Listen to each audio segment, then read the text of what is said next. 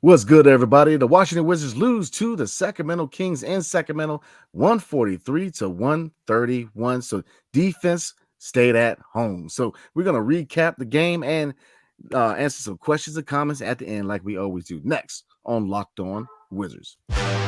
You are Locked On Wizards, your daily Washington Wizards podcast. Part of the Locked On Podcast Network. Your team every day.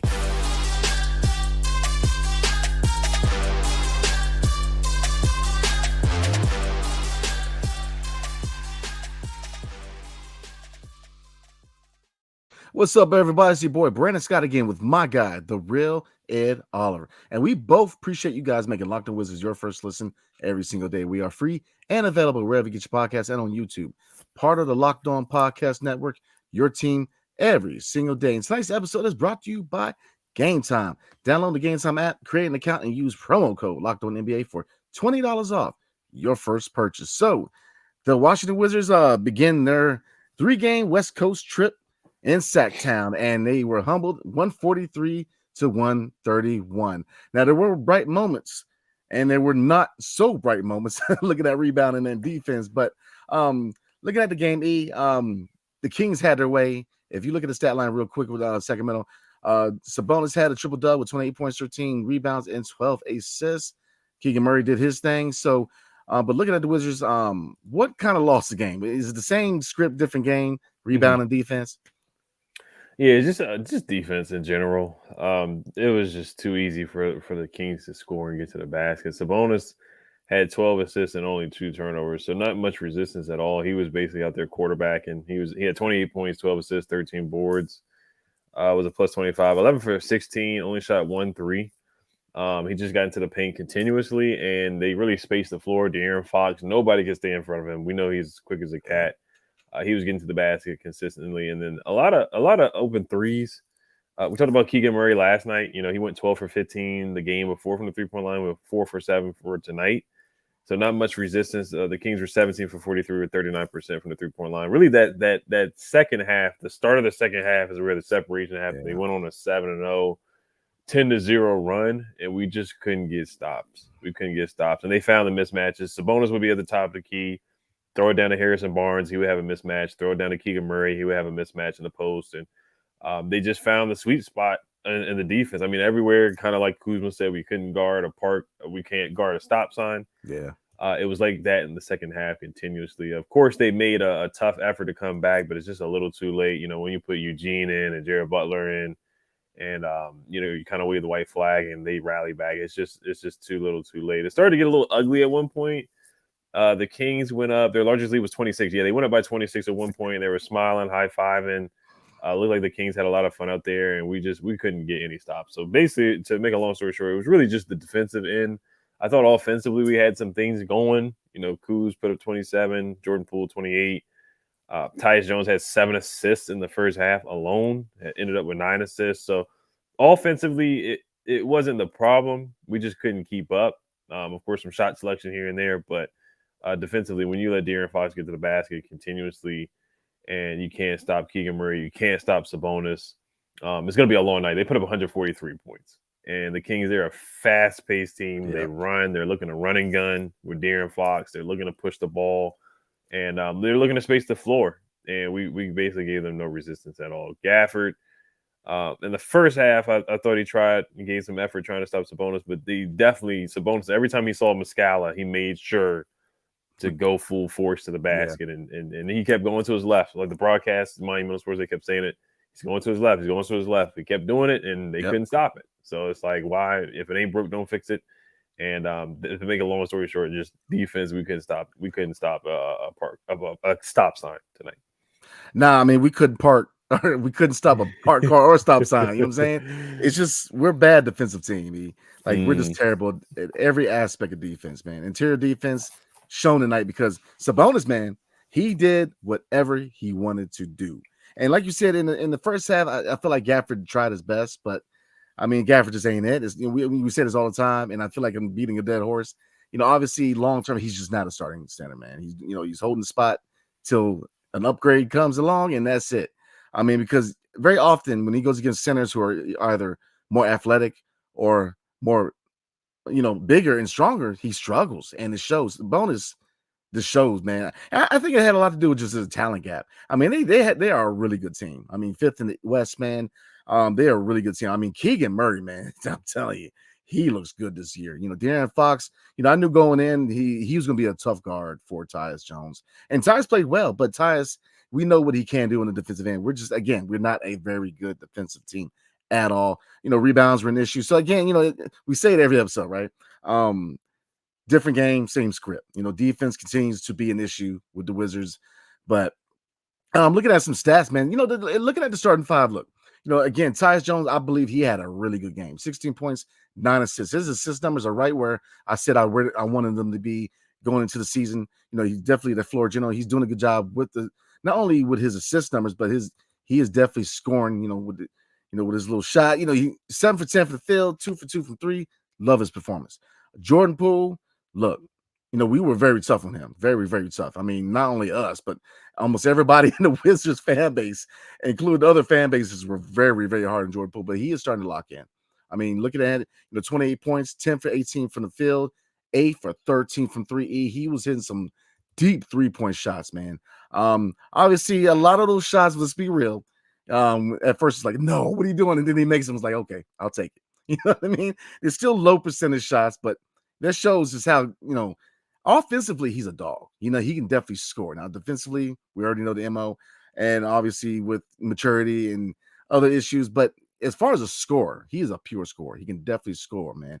And I love what I see from him. This is the Jordan Poole that I envision coming over from Golden State, the guy who, is a dog offensively, just, has a nose for scoring. And he's just a scoring machine, in my opinion.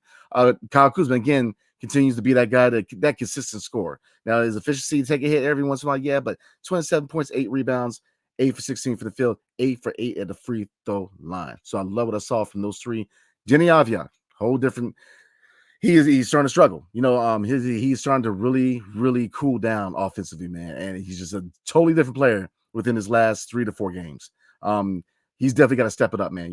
Like I said, he came to the season where a lot of us was questioning what to expect. Was he going to take that step offensively? And he did for the most part. But now he's starting to struggle. He's definitely starting to slow down. So definitely want to see him pick it up, man. I mean, 9 points, but shot just didn't drop the night for him. And Gafford, again, 8 points, 5 rebounds, 3 blocks. But, here's the thing with Gaff, man. Yeah, you look at it from a, statistical standpoint, it's like, all right, 3 blocks. But sometimes it feels like empty stats. Like, yeah, he gets 3 blocks, but he got totally dominated. So it's just like, you know what I mean?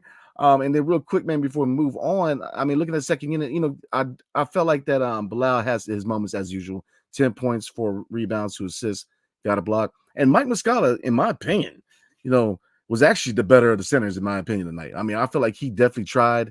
It's just a talent gap. They're just so much better, man. I mean, when you're willing out Daniel Gafford and Mike Muscala against, Sabonis, it's like they're going to do what they can, the best they can. But ultimately, he's going to win that matchup.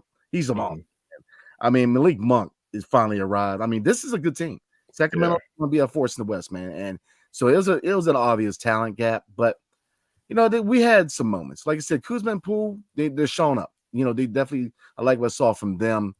But Denny, he's got to step it up. He's got to step it up. Kispert, he's got to show some consistency, man. Again, tonight, underwhelming, 2 for 6 from the field, 7 points. So, again, I'm going to say it again. Different game, same script. You know what I'm saying? So, yep, 100%. So we're going to quick word from Brandon, and then we're going to talk about Jared Butler and a little bit more in the game. Absolutely. Tonight's episode is brought to you by eBay Motors. Our partners at eBay Motors have teamed up with Locked On Fantasy Basketball host Josh Lloyd to bring you some of the best fantasy picks each week, all season long. Whether you're prepping for a daily draft or scouting the waiver wire, every week we're going to provide you with players that are guaranteed to fit on your roster. So let's see who Josh has picked this week for us. And eBay's guaranteed fit fantasy picks of the week. So there's about 5 players. I'm gonna go over each one real quick, but I'm gonna tell you which one I'm kind of looking at because I need a couple of people on my waiver wire. Lord have mercy. So starting with Brennan Podazimski. I hope that's it. Has looked comfortable as a starter for the Warriors and is widely available in fantasy leagues. He contributes across the board. I agree. If you're looking from 3-point, any kind of stat boost from your bench unit, definitely look at him because he's getting significant minutes for the Dubs. Terry Eason, man, still coming off the bench. It doesn't matter really, as Emi Udoka has found minutes for him, but he has strong fantasy value per minute option. It becomes useful to anyone who needs a minute's tick up. So definitely consider him on the rotation in Houston. Grayson Allen, with Bradley Beal out again, Allen should see strong minutes and a nice increased usage role for the next few weeks. So if you're looking for a guy who 3-point shooting, he's definitely got steals, boost up your steals numbers for fantasy, I will definitely check him out. James Wiseman, Isaiah Stewart is hurt, and Wiseman has produced the last 2 games. Confidence in him is low, but the numbers and opportunity appear to be there. So he definitely has the opportunity to make up for Isaiah Stewart being out. So looking for rebounds. Not so much blocks, but the rebounds is definitely what you need. Definitely look at James Wiseman. And Malachi Branham seems set to be a starter for the Spurs for the short term at least, and has flashed some increased passing skills. So he's definitely increasing his fantasy value. So, Branham, again, across the board, rebounds, steals, points off your bench unit, I would definitely look at him. So Josh Lloyd from Locked On Fantasy Basketball is going to help you guys win your fantasy championship. And eBay Motors knows a championship team is about each player being a perfect fit. Same with your vehicle, because with over 122 million parts for your number one ride or die, you can make sure your ride stays running smoothly. Brake kits, LED headlights, roof rack, bumpers, whatever your baby needs, eBay Motors has it. And with eBay Guarantee Fit, is guaranteed to fit your ride the first time, every time, or your money back. Plus, at these prices, you're burning rubber, not cash. You know what I'm saying? So keep your ride or die alive at ebaymotors.com. eBay Guarantee Fit only available to U.S. customers. Eligible items only. Exclusions apply. So Locked On has launched our first ever national sports 24/7 streaming channel on YouTube. Locked On Sports Today is here for you 24/7, covering the top sports stories of the day with the local experts of Locked On, plus our national shows covering every league. Go to Locked On Sports Today on YouTube and subscribe to the first ever national sports 24/7 streaming channel. So, we already mentioned, man, Jared Butler. Now, they kind of sit over the broadcast. You don't really want to call it garbage time, more opportunity time, I guess. Right, yeah. But Jared Butler has really taken advantage of the limited minutes he's gotten, man. And I'm a big fan of him. I know you are. At what point do you consider him, especially after the deadline, at maybe being a candidate of being the backup point guard for this team? Oh, definitely sooner than later. Tyus is playing really well, and he's got to get his value up for sure, because we know he's going to be traded most likely before the trade deadline. But I like the way Tyus is playing, so Tyus is still going to start, of course, and get the playing time that he's getting. But Jared Butler, I feel like he definitely could get in there and get more than, what did he get today? Like 10 minutes. And he has gotten some more playing time with DeLon Wright being out. Johnny Davis has been out. So they've been giving Jared Butler some more opportunities, some more time. But I do want to see him get some rotation minutes when the game is still in reach and not just, down by 25, 23 points. Same thing with Eugene, honestly. I think Eugene always comes in and plays well in those last 2 to 3 minutes of the game. I think he should get some more playing time. Kind of like what Anthony Gill gets, because Anthony Gill gets playing time when the game is still a legitimate game. But Jared Butler, I like the way he got to the basket today. He scored. He had an and one, 8 points, 3 for 4, 1 for 2 from the 3-point line. Didn't get any assists, which he usually does. I like him to see him, like to see our point guard, set up teammates. But he only had 5 minutes.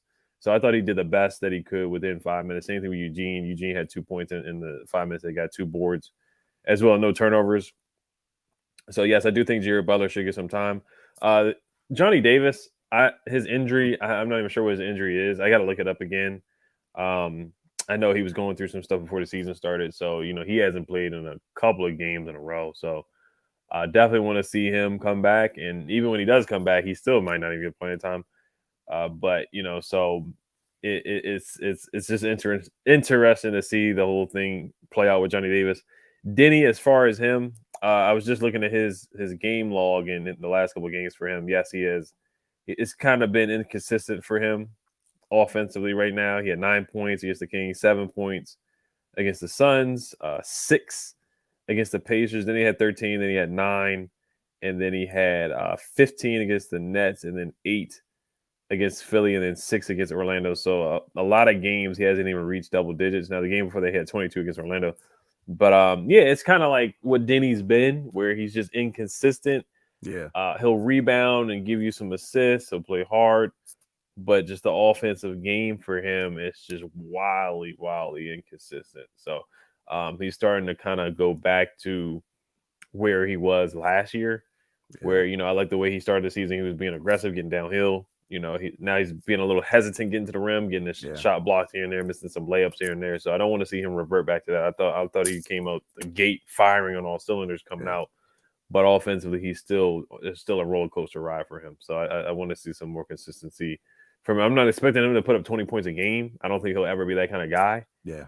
But him putting up 6 and 8 and 7, I think he's more capable of doing that. And once again, Bilal, I thought he had a productive night running the floor.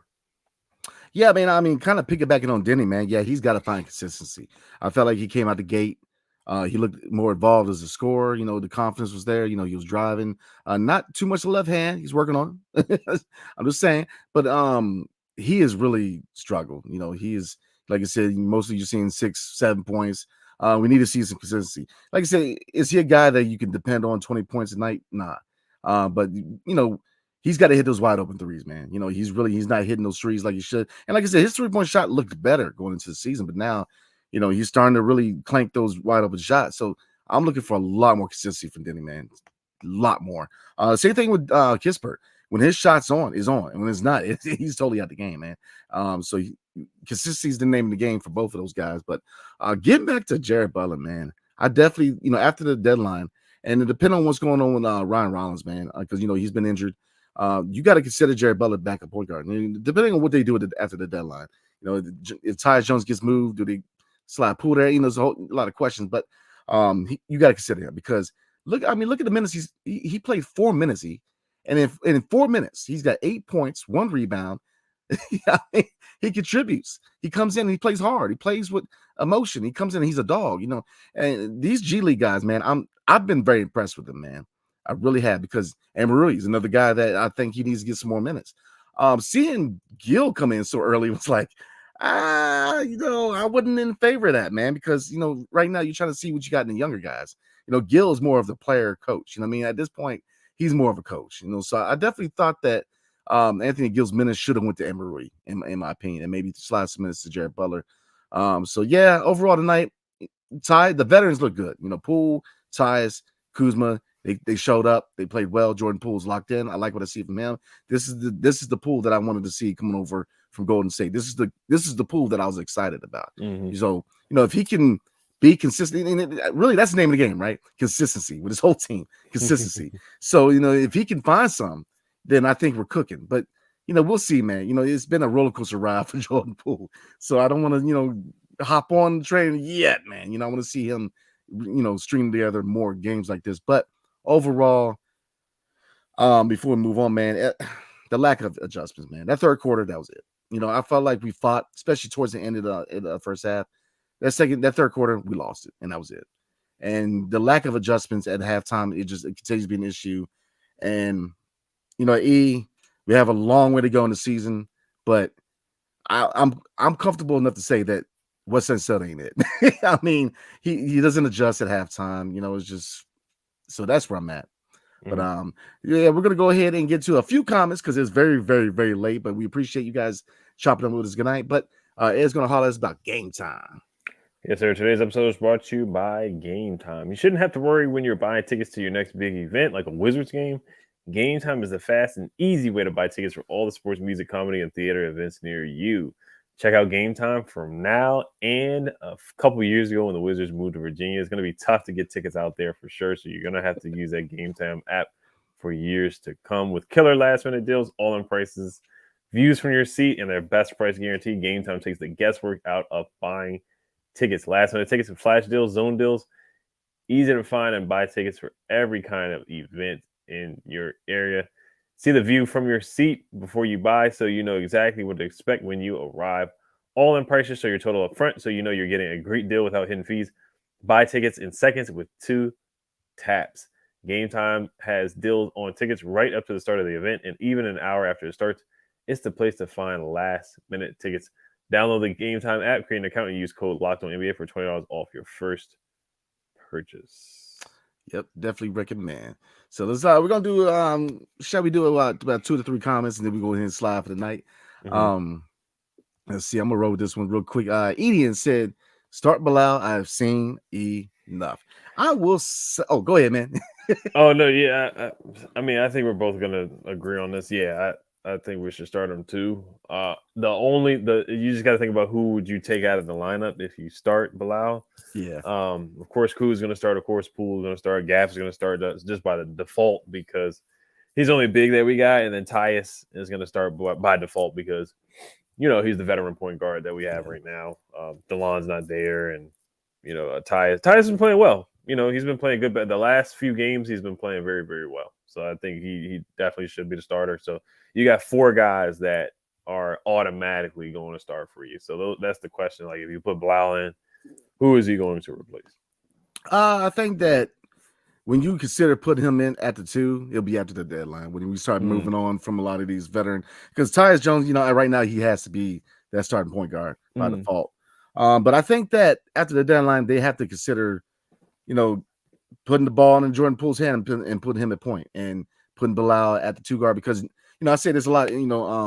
Usually when you have a score first point guard, usually your 2 guard has to be more of a defensive minded 3-and-D 2 guard, man, and you have that in Bilal. So I definitely think he could kind of help mask the deficiencies and Poole's defense or lack of defense. But I think that after the line, he had to consider that, man. You have to look at Bilal at the 2 guard. So yeah, definitely a good comment.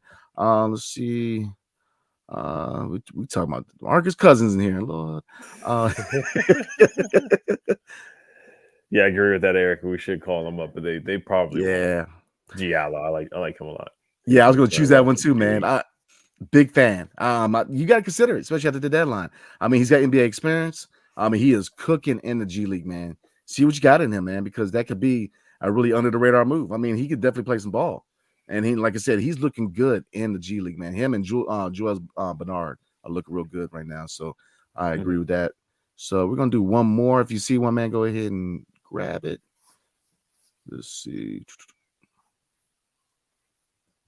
Yeah, and the only thing I'll say about Denny too is, they gave him the contract extension. I just think sometimes that the Wizards organization already they have rewarded guys early, like they rewarded Wes early. They rewarded Denny early. I think that the contract was a fair contract, so I didn't have any problem with it. But I just want to see more consistency from him, and he's starting to go back on that roller coaster. But I still think he's had a solid season overall before, so I will just put that out there as well. I mean, I agree with you. You want to see more consistent play out of him, especially after the contract. But here's the thing about the contract, and I know that Lord have mercy, I'm gonna get hit for this, but I mean, it's a team-friendly deal that can be, I mean. It can be moved at some point. I mean, I'm just being real with you. Kyle Kuzma is the same thing. I mean, and I know people ain't gonna like it, but that's the thing. I mean, really think about it. They said that the timetable of this rebuild is 5 years. So realistically, the only player you're really looking at that who's currently on the roster who could be here in 5 years would be Bilal Coulibaly. Because a 4-year deal for Denny is not guaranteed that they're going to give him that. You know what I mean? So it behooves him to find a consistency. It really does, because like I said, when he came into the season, the shot was dropping. He looked better, and then he's reverting back to a lot of those bad habits, man. And confidence is an issue now because you look at him and confidence is down. So, I mean, shoot, that contract, man, I got all confidence in the world after signing that. So, I think he'll bounce back. Every player does have their slumps. Jordan Poole was going through it. Jordan Poole had some really, really rough games to start the season. I think he's starting to get his confidence back up and feel comfortable out there for sure. So we'll see how Denny progresses throughout the season. So I'm excited to see how the season unfolds. Absolutely. So we'll go ahead and call it there. Appreciate everybody showing up, rocking with us, man. I know it's late on the East Coast, man. So definitely appreciate you guys taking the time. Wherever you get your podcast, 5-star review is much appreciated. On the YouTube side, comment below. Let me know what you guys think, man. Definitely let us know what you guys would do. Would you put Jordan Poole at point guard after the deadline? Let's talk about it. Locked On has launched the first ever national sports 24/7 streaming channel on YouTube. Locked On Sports Today is here for you 24/7, covering the top sports stories of the day with local experts of Locked On, plus our national sports shows covering every league. Go to Locked On Sports Today on YouTube and subscribe to the first ever national sports 24/7 streaming channel. So appreciate you guys, man. We're gonna go ahead and roll out. Hail to the Wizards and peace. See you guys next time.